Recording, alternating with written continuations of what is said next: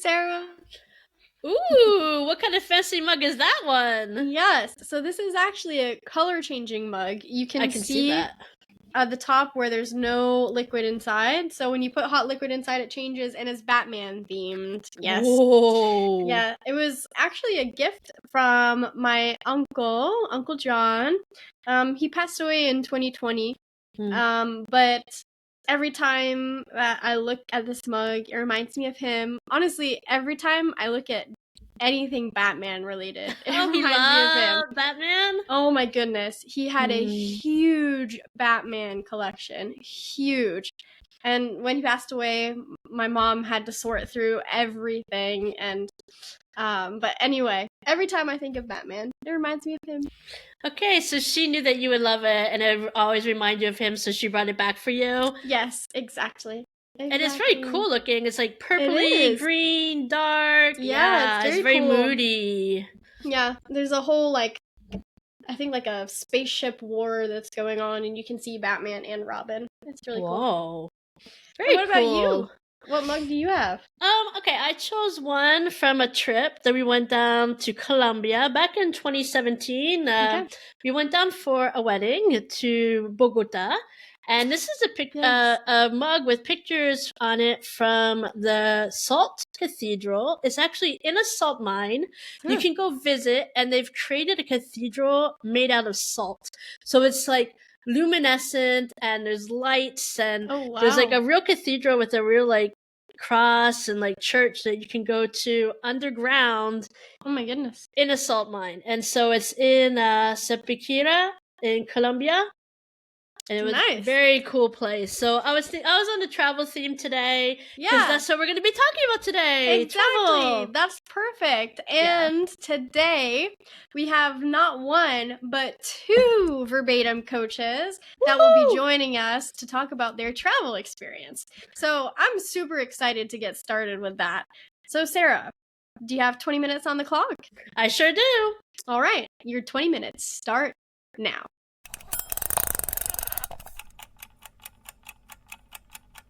So today with us, listeners, you're going to be so excited. We're having one of our English coaches, Paul, here to talk to us about his travel experiences. He has an extensive knowledge of many countries around the world. He is a native French speaker from here in Quebec who learned English to the point of becoming bilingual.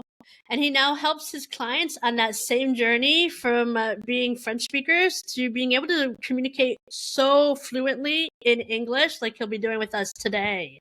Yes, welcome, Paul. We're so excited for you to be here. Nice to see you. So we prepared a couple questions for you about traveling. And are you game? Are you ready? Absolutely. Excellent. All right. So our first question for you, Paul, is how would you describe yourself? Well, I am a francophone originally from outside of Quebec City, just about an hour south of here. But I came to school in the Quebec City area, Collège de Lévis, for 7 years, 5 years secondary school, 2 years of the cégep level. Then I left and went to Toronto to university. And I didn't know how long I was going to be there, and it ended up being over 20 years, with 3 years that I lived in England during those 20 years. But altogether, I think I was in Toronto for 21 or 22 years. Okay, wow. Then I came back here to Quebec City, or to Lévis, so I did a 360-degree. And there you are, back again. And I did that just before COVID.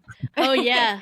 Actually 2 months before, I had decided to come back, and I moved back here in early 2020, like I think in January, and then a couple of months later, COVID happened. Yeah, and I met Paul just in that period between January and March. So we got together, we had sushi together, and we saw like how we could collaborate. And so Paul's been a coach with Verbatim for 4.5 years now. And one of our most experienced coaches we have. So it's pretty cool. So I have one. Oh, yeah. Sorry, I just had a follow-up question on your story, Paul. Would you say that you had a decent level of English before moving to Toronto, or did Toronto really solidify your So I English had speaking skills? a lot of my family comes from or lives in New England. My great aunts, great uncles. I have my dad's little sister lived in Boston. I had Okay. cousins my age, she had 3 kids, and they were the same age we were. We were 3 in my family. So there was I didn't realize that at the time, but there was a lot of I was not bilingual, but I had been around that language, the English language, Okay, long yeah. enough. And I had spent 3 summers in the Toronto area prior to university. Okay. So my parents always gave us, as soon as we were 14, like me and my brothers, our parents gave us a choice. You either work this summer or you go to a place, you go to Boston, go to Ontario, whatever, to learn English. Wow. And so That's so cool. we obviously chose. Work or have fun learning a language. Wow, what a choice. Now, Paul, to start us off, I know that you worked for Air Miles for a bit, and you had this great story about something that happened one night while you were on duty. Could you share that with us?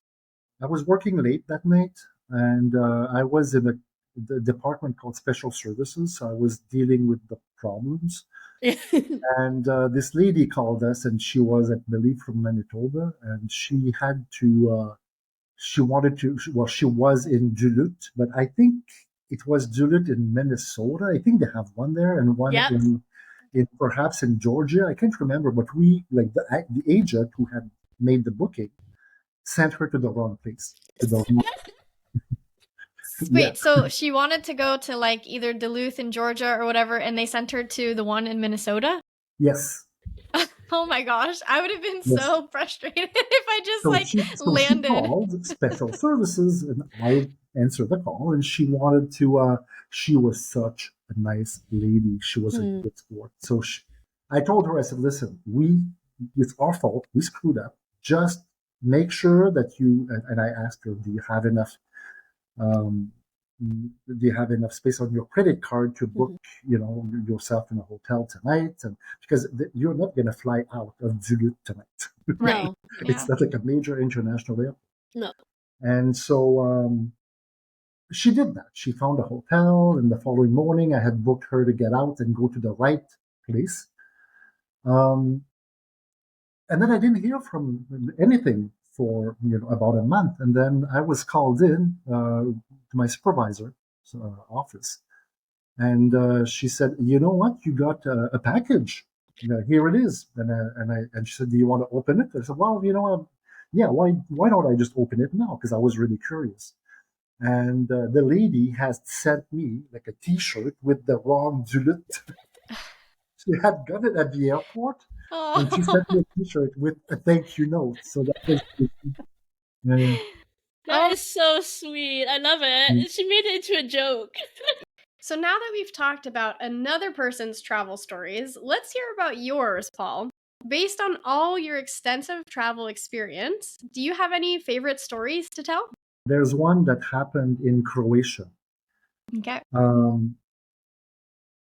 That was at the beginning of the 1990s, and there was still civil unrest in that area. Okay. Anyways, the inflation was so high in Croatia, and they had old money and new money. And so we went to a deli store, and we wanted to buy some meat, so we did that with bread. And then we had like a stack of cash, and we just gave them the cash, and they said, "Oh, there's not enough," because we owed money. You had the old money? And so there was this lady there beside us. She had new money. She was Croatian. We were in Zagreb, and she paid for us what we, there was a few maybe dollars or whatever. I can't remember the currency that we had. Now I think they use the euro because I think Croatia is part of the European Union. But she paid for us, and she said, "Come to my place. We're going to have a picnic." What? So we went to her little place. She was Really, really nice. Such a sweet lady. I have a picture of her. Oh. And she had a very humble little abode. And the water, running water was outside and it was a pump. Oh, I wow. couldn't pump it, but she was like pumping Oh. it and she was so good at it. And Wow. we had a picnic with her and she told us, she said, we told her we're going to send you, we're going to come back, go to a bank, come back and give you the money. She goes, no, I don't want that. Aw. She said, the only thing I want you to do is once you get out of here, go to a phone and phone your mothers and tell them you're okay. Oh, that's so sweet. Mm. Oh, And I then love it. she told us that her son, she was divorced, and her son had been killed in an avalanche in No. Austria. Oh my No. goodness. So that was, So she was taking care of young so men, we went knowing. to a phone, we called our moms, and that was it. But Wow. then the following Christmas, we were, Christmas, we were living in London. So we had started earning, no longer traveling, we're just earning money. And so and the pound is quite a strong currency. Oh, yeah. Mhm. And so we sent her 100 pounds. Mm. Wow. And she wrote us back. She did. And she said, I can't believe you did that. She was really happy. She kept it. Oh, good. Which we were hoping she would. Yeah. And so she was so thankful. And then the following year, we sent her another 100 pounds. We never heard back. So she might have died. I don't know what happened to her. Wow. But that's a But- beautiful story. She's like, I'm gonna take care of these other mothers' sons, as I would wish someone would have taken care of my son. Yeah. Is very sweet. That stayed with me. To this day. That was in 1991. No, 1990. Wow, that's beautiful. Very Wow. So it's like what, beautiful. 1990, 2000, 2010. Thank you, Wow. Paul, for 34 sharing that. years ago. Hey. And it's still very fresh in my Yeah, mind. something like that, it sticks with you for life. Because that's what you want when you travel. Yeah.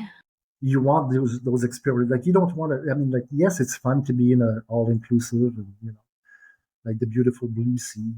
But that is traveling. When you meet people like that, and you meet people who are from that country, and and they treat you like this, it's just like it's a lesson in life.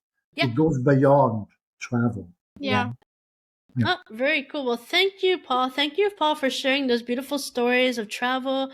Thank you for just telling great anecdotes from Air Miles and your travels. It was so wonderful having you. I'm sure Erin feels the same as well. Yes, absolutely. You're welcome. It was a pleasure.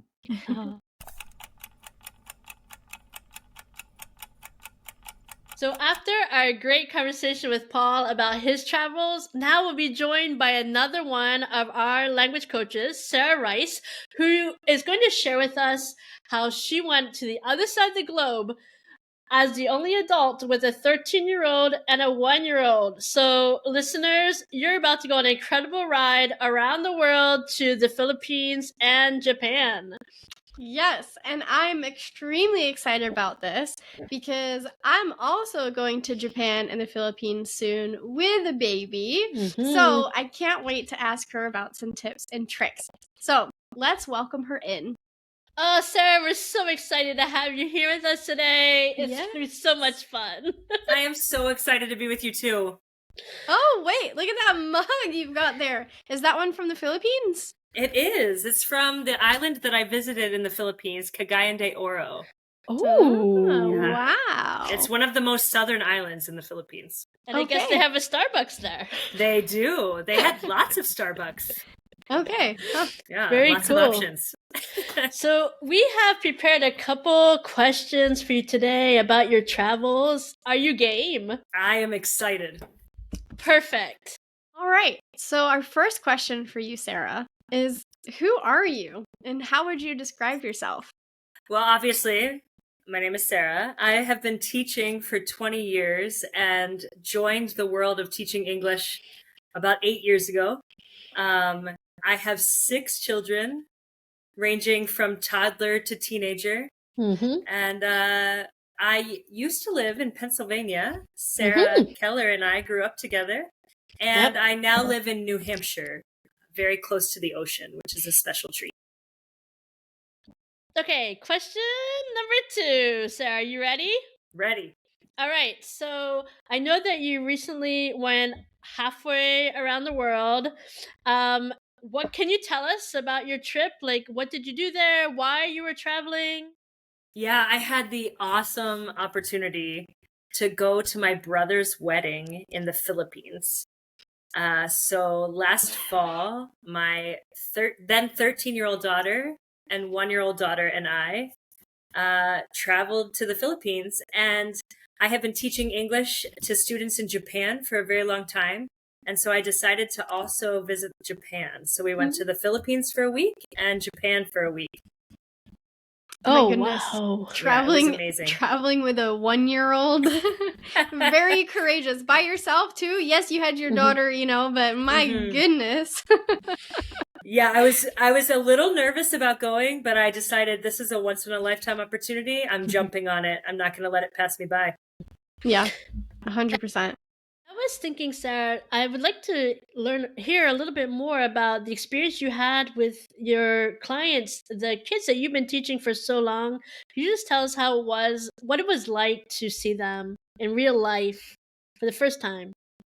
So I have 2 students that I have been teaching in Japan since they were 4 years old and 6 years old. Wow. They are now 12-year-olds. And when I realized I was going to be near Japan, I knew I had to go see them. So the joy it brings to my heart, like when you see someone, I've been teaching them 2 times a week for 8 and 6 years. Wow.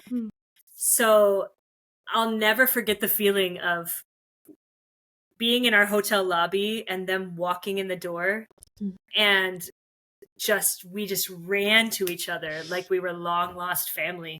It was the most incredible thing. That's so sweet. We all got teary, and people in the hotel were probably thinking, what is happening? But we were all so overwhelmed. And then these children, their families took us all over Tokyo.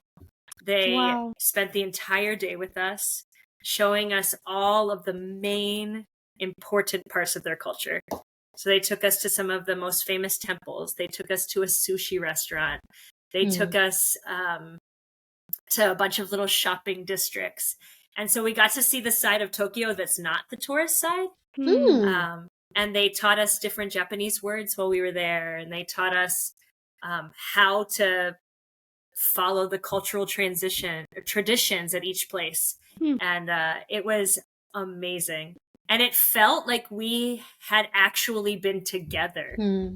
You know, you're in this world of online, and we truly knew each other, and we knew each other well. I could ask them questions about the things that we talked about online, and they got to show me firsthand. And it was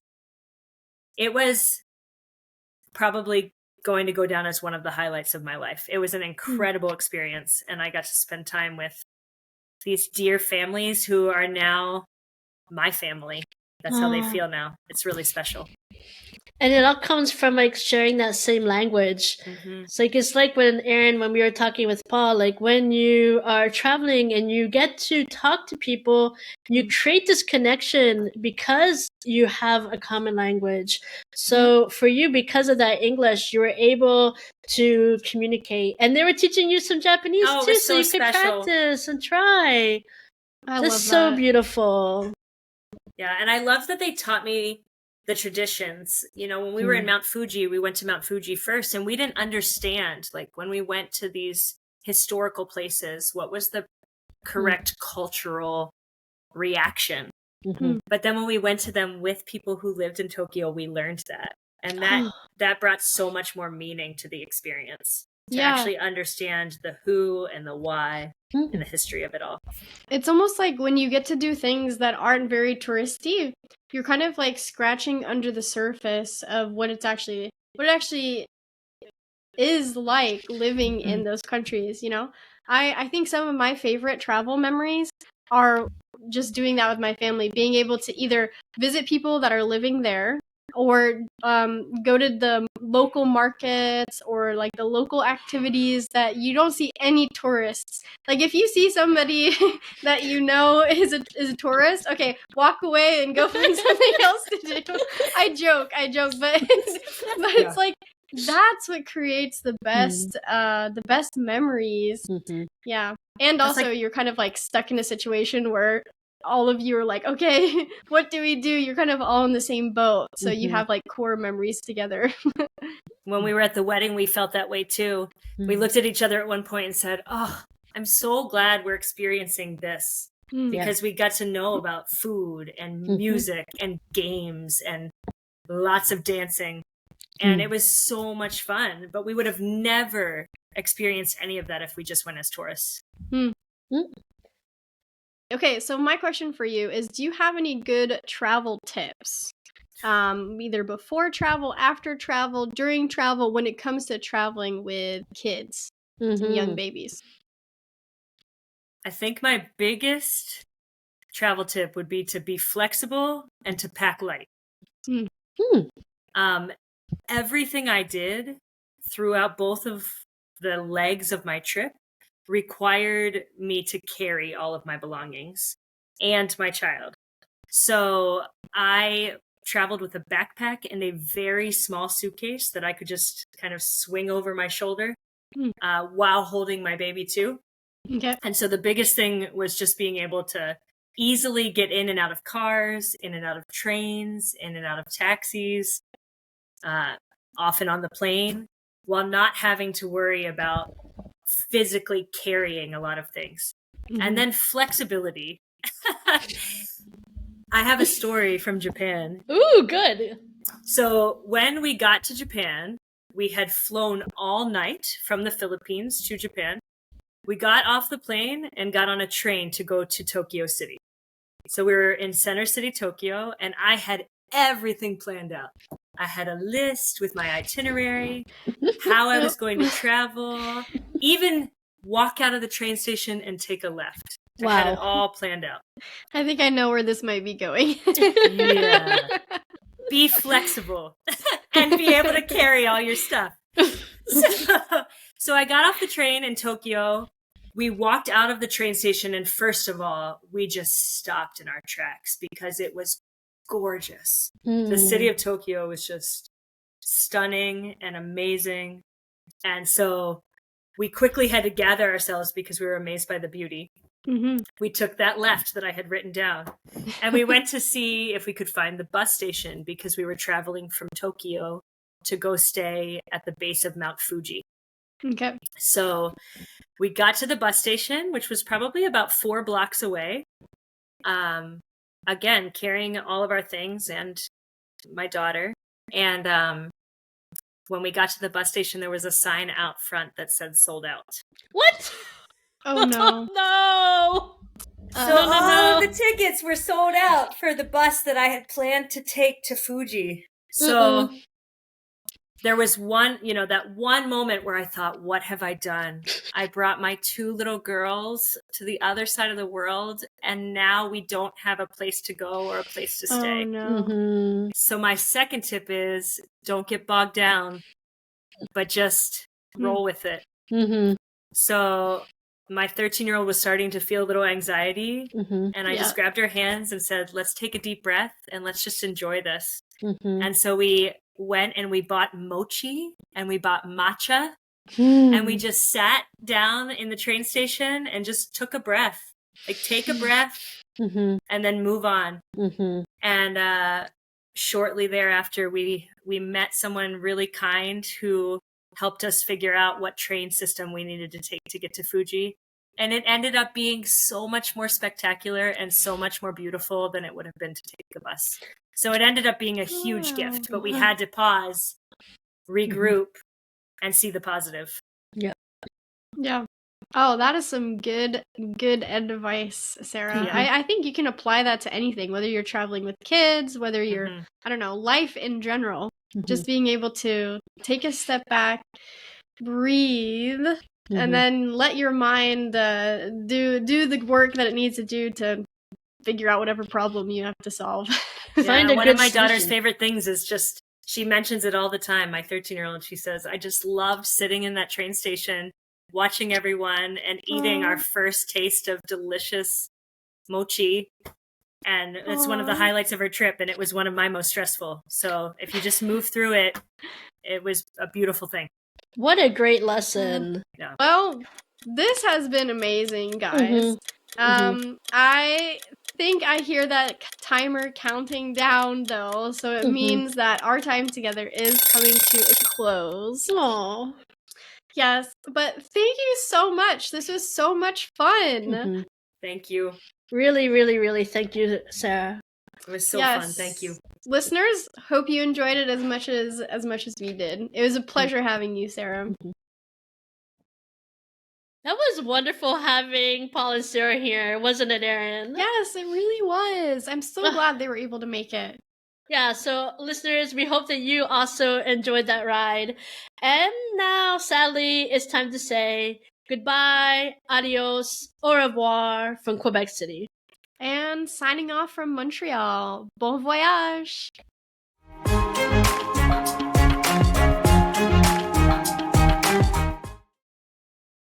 Hi everyone! Don't forget to check out our YouTube channel for more travel story videos and vocabulary. The link is in the description. See you next time!